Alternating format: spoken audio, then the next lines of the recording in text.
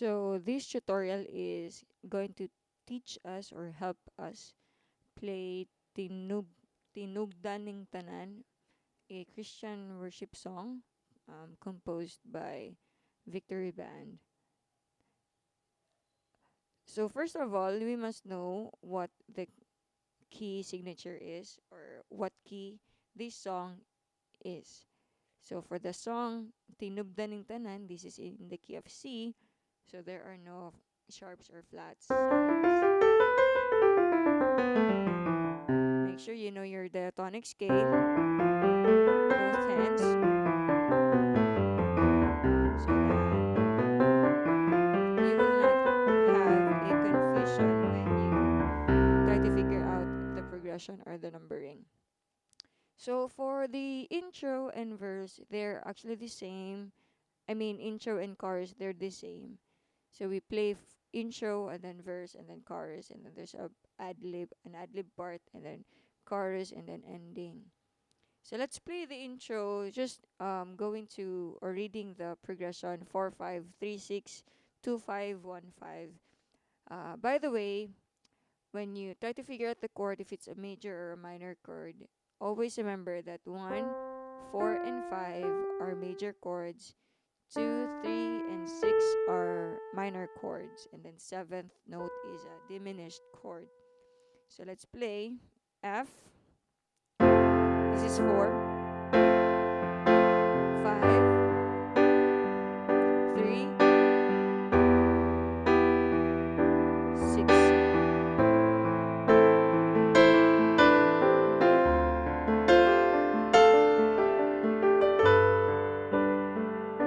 So I'm actually already playing inversion. So pag very beginner ka, 4 is this one, 5,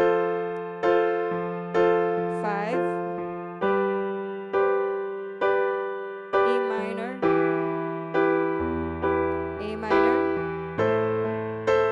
2, D minor, 5, G. But instead of playing root positions all throughout the song, you can play inversion. So what is an inversion? It's just rearranging the notes. So from like C, the one chord, you change this into first inversion. You put this there at the top.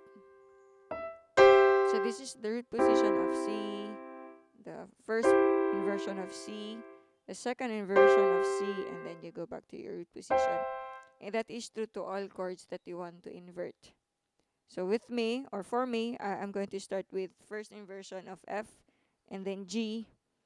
What I do is I make inversions that is very close to each other. So very close to each other that I will not jump from one position to another. So let's go to 4, first inversion. G,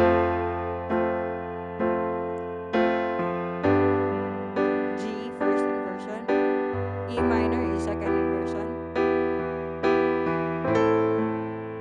You can use this.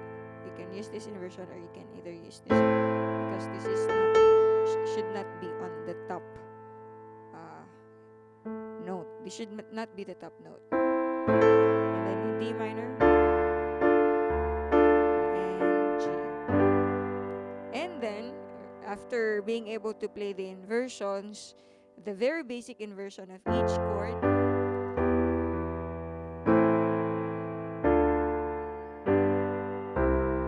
I try to add some other notes just to add some harmony or enrich the harmony of the accompaniment. Instead of playing the basic notes, the notes that's really part of the chord, I add some.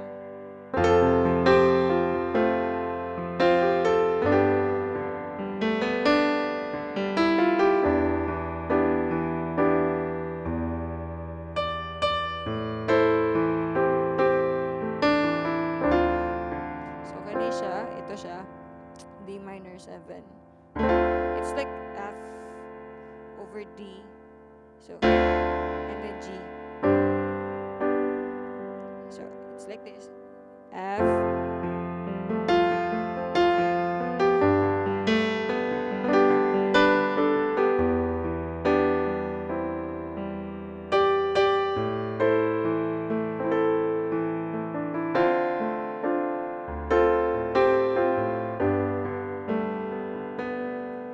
So kung kaya mo nang gawin yung mag-add ng, if you can add other notes to enrich the harmony, that's very good already. But try to get used to playing first the inversions and their notes, just their notes of each chord. And when you're used to that, you can explore on adding other notes just to enrich the accompaniment or the harmony of your accompaniment. And yes, so I did not play the melodic part of the intro. I was focusing on the chords. Punta tayo ngayon. Let's proceed to the verse part. The verse is very easy. It only has 4 chords and you just have to repeat it all throughout the verse part.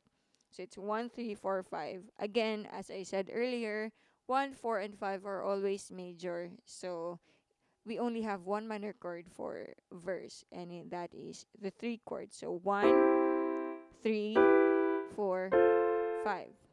No? So we can, from that basic chord, let's play first the verse. 1, 3, 4, 5. So, ganun lang. You just have to repeat that. 1, 3, 4, 5. I think this should be played 4 times. Okay? So ganun lang, no? So, 1,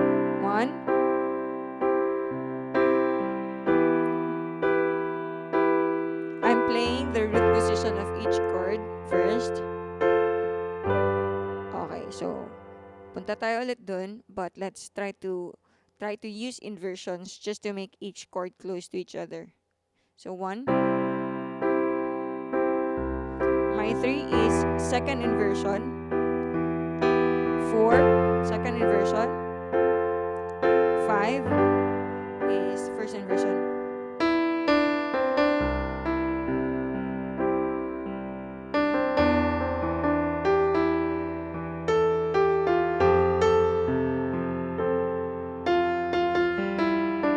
So, add natin lahat.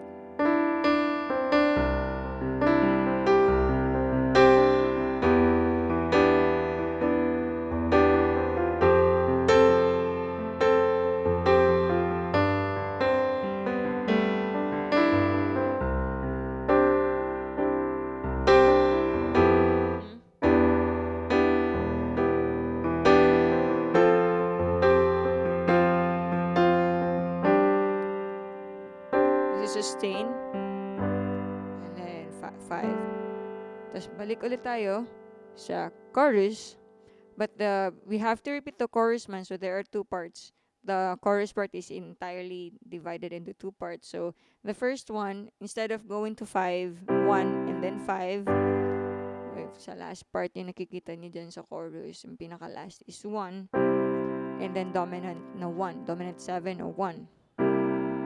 How do we do dominant 7? Dominant 7 is actually a minor 7 in a scale. So, 1 daw, di ba? Sabi niya 1. So, punta kayong 1.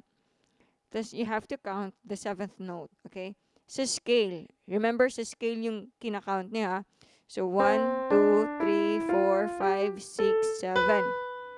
Pag sinabing dominant 7, you have to lower it down. Lower it down half step. So, ito yung tinatawag na minor 7. This is not a major 7 note, but a minor 7 note, 7th. So,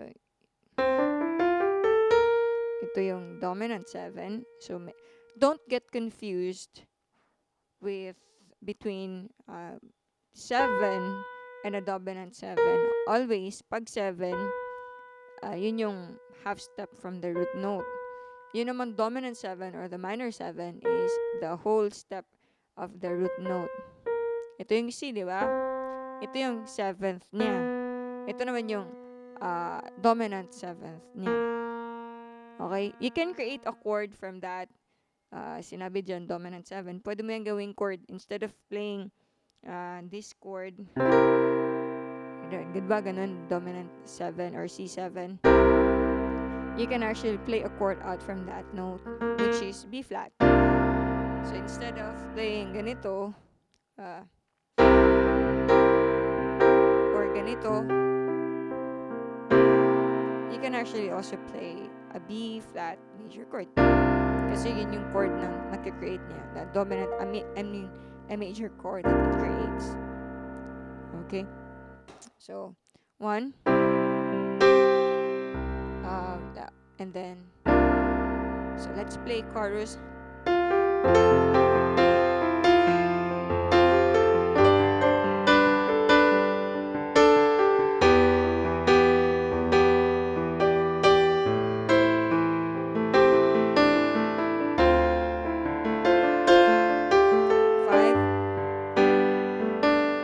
1. And then you can play a chord from that.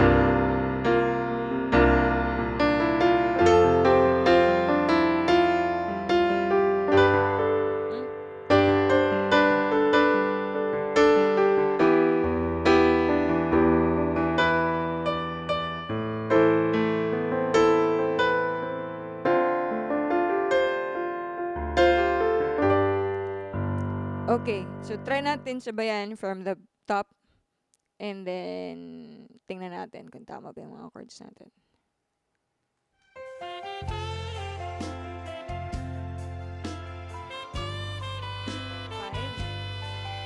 5, 3,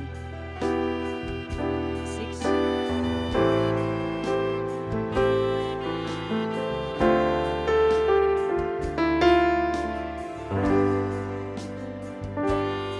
then 1. 5, open chord. Ito tawag na parang open. 1.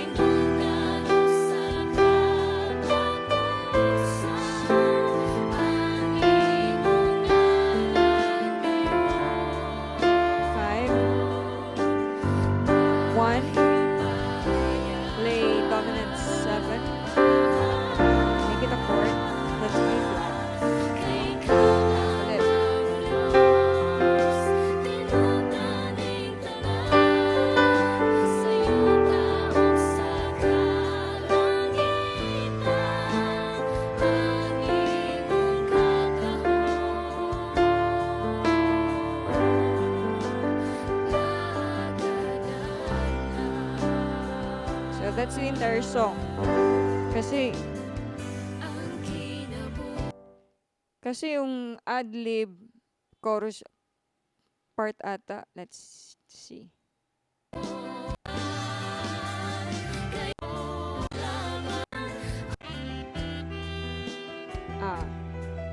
The ad-lib part is actually the verse chorus, verse chords. So yun na, you already know how to play Tinugdan Ning Tanan by Victory Band. So make sure you know the key or the key signature of a song that you would want to play, and then make sure you know the diatonic scale of that. So for this, it's a C major scale.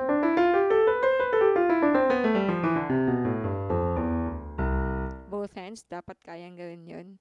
And then you must know the chord progression of the song.